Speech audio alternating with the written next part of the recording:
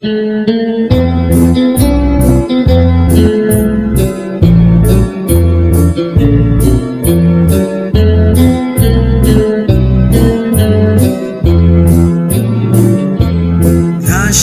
ulok Jesu hanga ulok kordor khampa breu tam ya kishi prawaja tanha uhi Hashem tir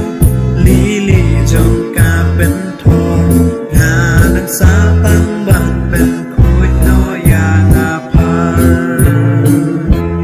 ha jing khu slai serpai uang tu brand hanga jing kuslai pa ulong pilih kapan thor ulus tema bernai bababrio tamnya kishi haja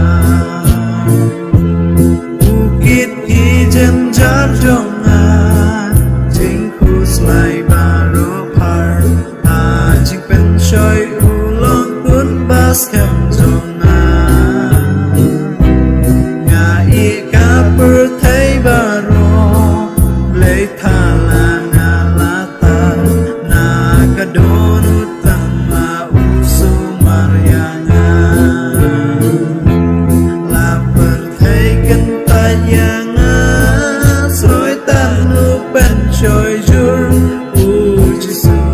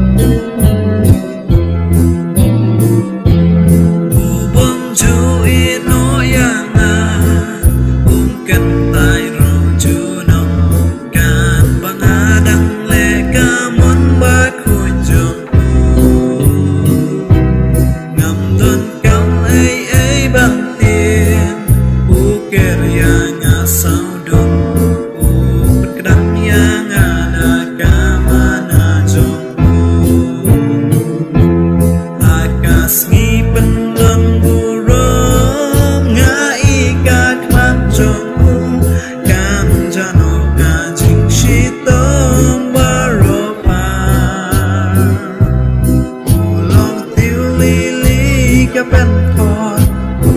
step